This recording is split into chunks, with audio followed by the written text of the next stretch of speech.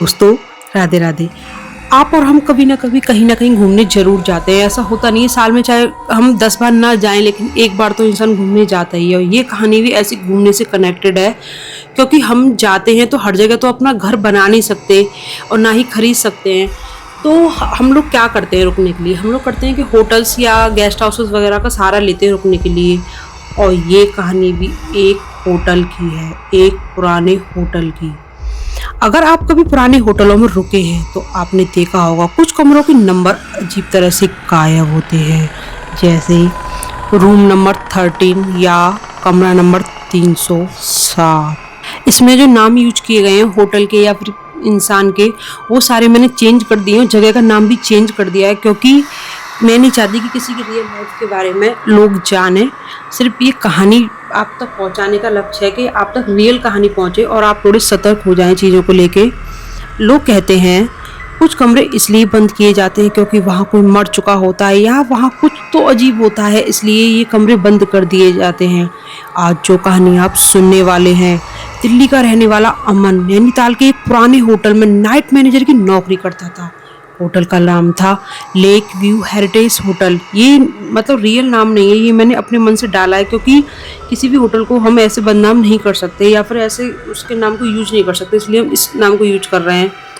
Hotel बहुत ज़्यादा पुराना था, लेकिन बाहर से काफ़ी खूबसूरत, क्योंकि पुराने होटल्स आज भी खूबसूरत लगते हैं और लोग वहाँ आज भी रहना चाहते हैं, क्योंकि वहाँ के जो डेकोरेशन वगैरह इंटीरियर वगैरह होता है वो आज के टाइम पर नहीं मिलता। तो ये होटल बहुत ज़्यादा खूबसूरत का। अमन की ड्यूटी थी रात 11 बजे से सुबह 6 बजे तक। पहली रात सब ठीक था, लेकिन दूसरी रात के 2:30 बजे रिसेप्शन फोन बजा और फोन आया था रूम नंबर 307 से।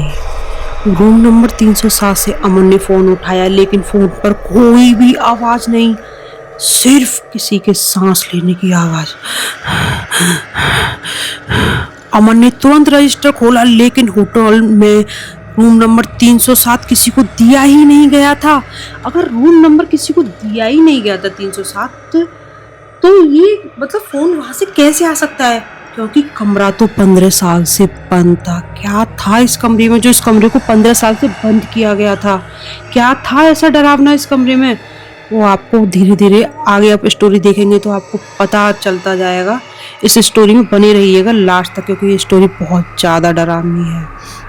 अमन ने सीसीटीवी कैमरा खोला और कैमरे में जो दिखाई दिया उसे देखकर उसका शरीर एकदम ठंडा पड़ गया। रूम नंबर 307 के बाहर एक लड़की खड़ी थी, वो भी सफ़ेद कलर की ड्रेस में। कौन थी ये लड़की? उसके बाल थे एकदम लंबे घने काले और वो दरवाजे को धीरे धीरे खटका रही थी। लेकिन सबसे डरावनी बात ये थी कि सीसीटीवी में उस लड़की का चेहरा बिल्कुल भी दिखाई नहीं दे रहा था। अमन डरते डरते तीसरी मंजिल पर गया। कॉरिडोर बिल्कुल खाली, कोई भी नहीं था।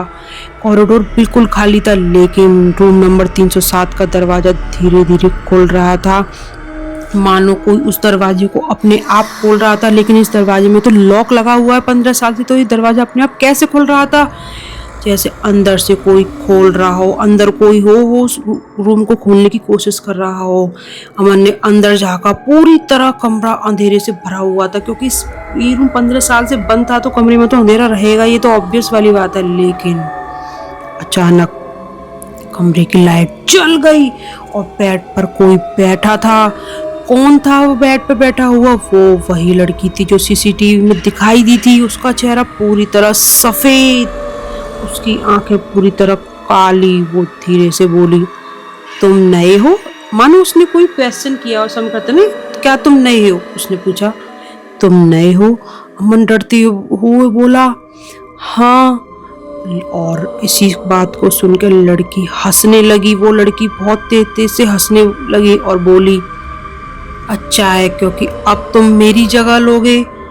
अब तुम मेरी जगह लोगे मतलब वो लड़की अपनी जगह इसको क्यों देना चाहती है? अगले दिन अमन था होटल के पुराने रिकॉर्ड देखने लगा। उसे पता चला 15 साल पहले रूम नंबर 307 में एक लड़की ने सुसाइड की थी, खुदकुशी की थी उस लड़की ने, क्योंकि होटल का मैनेजर उसे ब्लैकमेल कर रहा था।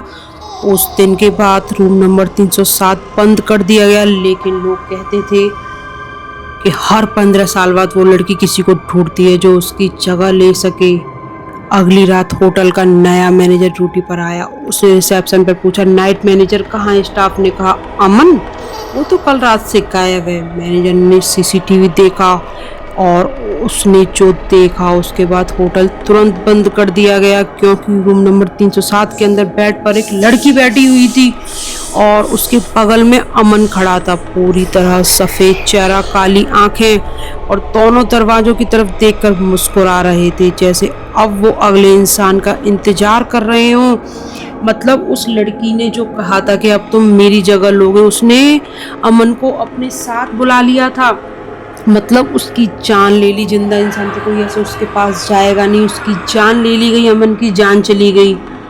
और वो बोलती है, मैं अभी भी यहीं हूँ। और उस रात के बाद लोग कहते हैं कि होटल के सीसीटीवी में कभी कभी एक लड़की दिखाई देती है और तीसरी मंजिल के कॉरिडोर में खड़ी होकर कहती है, क्या तुम कमरा नंबर 307 में आओगे? क्या तुम 307 में?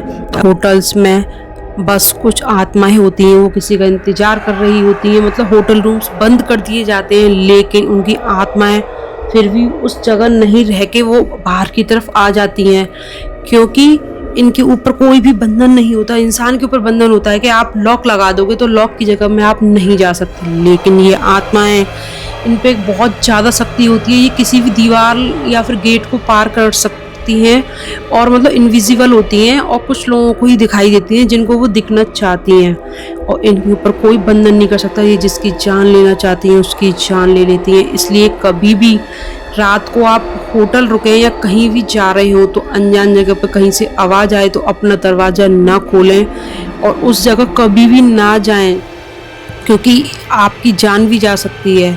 और यही हुआ था अमन के साथ। उसकी जान चली गई। अगर वो वहाँ पर नहीं जाता उसको देखने तो आज वो जिंदा होता, आज वो उस लड़की के साथ नहीं होता जो उस होटल रूम नंबर 307 में बैठी थी। अपनी सेफ्टी अपने हाथ है। आपको वीडियो पसंद आई है तो वीडियो को लाइक कीजिए और चैनल को सब्सक्राइब जरूर कीजिए, और एक अच्छा सा कमेंट तो बनता है। और आगे ऐसी ही वीडियोस देखने के लिए मैं आपके लिए नई नई वीडियोस लेके आती रहूँगी, और प्लीज़ मुझे मोटिवेट करने के लिए एक लाइक तो बनता है। राधे राधे।